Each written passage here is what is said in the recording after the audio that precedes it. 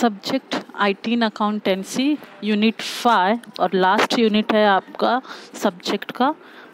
Unit का नाम है इलेक्ट्रॉनिक कॉमर्स। ठीक है, तो मीनिंग जान लेते हैं इलेक्ट्रॉनिक कॉमर्स क्या होता है। It is a process of buying and selling of product and services by business and consumers over the internet. Electronic commerce applies to the use of computer network to search and retrieve information in support of human and corporate decision making. A large percentage of electronic commerce is conducted entirely electronically for virtual items such as access to premium content on a website. But most electronic commerce involves the transportation of physical items in some ways. Electronic commerce का बहुत सारे examples है। फ्लिपकार्ट है, Amazon है, OLX है, मिंत्रा है और बहुत सारे ऐसे साइट्स है जो कि इलेक्ट्रॉनिक कॉमर्स के एग्जांपल्स है। इलेक्ट्रॉनिक कॉमर्स मतलब पता चल गया होगा, इसके पहले वाले लेक्चर में भी मैंने शॉर्ट में आपको इलेक्ट्रॉनिक कॉमर्स के ऊपर वीडियोस दिए हैं, तो समझ में आ गया होगा कि इलेक्ट्रॉनिक कॉमर्स क्या होता है, जहाँ पे आप कंप्यूटर यूज़ करते हो और ऑनलाइन क्या करते हो, ट्रेडिंग करते हो। ओके, आगे और देख लेते हैं। E commerce can be divided into E telling or virtual stereo front on website with online catalogs, sometimes gathered into a virtual mail. Electronic data interchange, the business to business exchange of data. Email and fax and their use as media for reaching prospects and established customers, for example with newsletter. Electronic commerce that is conducted between business is referred to as business to business or B2B. Example, Flipkart, Alibaba, IBM, etc. Electronic commerce that is conducted between business and consumers is referred to as business to consumers, means B2C, that is Amazon.com. ठीक है, तो B2B, B2C ये आपको दो ज़रूरी commerce पढ़ना है, एक बिजनेस टू बिजनेस और एक बिजनेस टू कंज्यूमर्स। नेक्स्ट देख लेते हैं इलेक्ट्रॉनिक कॉमर्स जो है ये आपका क्या है, या टेक्नोलॉजीज कैसे क्या स्टेप होता है ये।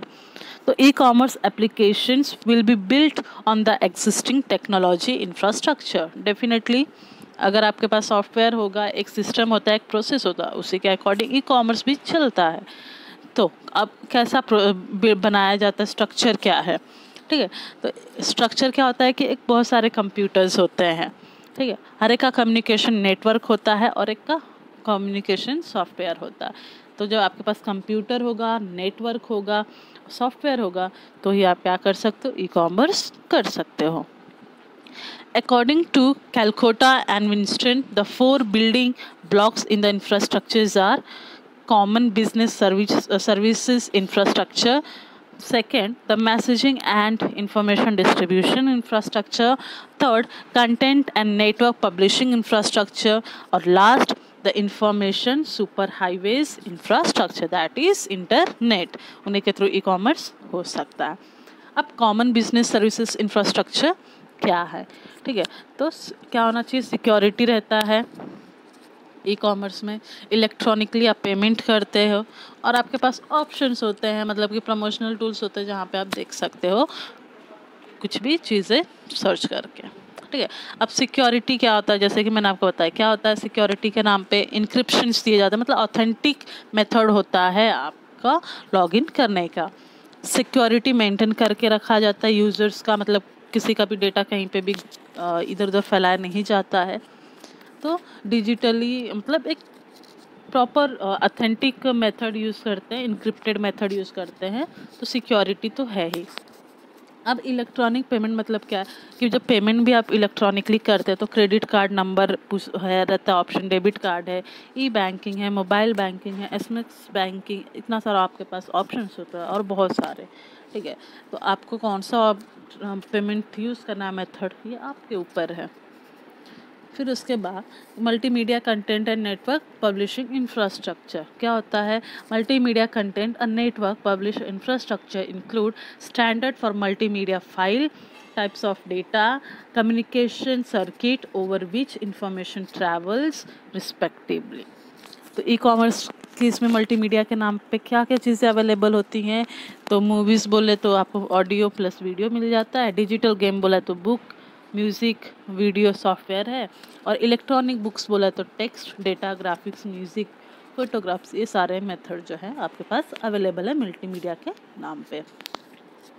नेक्स्ट पढ़ लेते हैं कि जो इलेक्ट्रॉनिक कॉमर्स है और मीडिया कन्वर्जेंस है ये क्या है, कैसा है। ठीक है, तो e commerce has been repeatedly linked with the idea of junction of industries centered on information that until today has been isolated content storage network, business applications and consumers devices।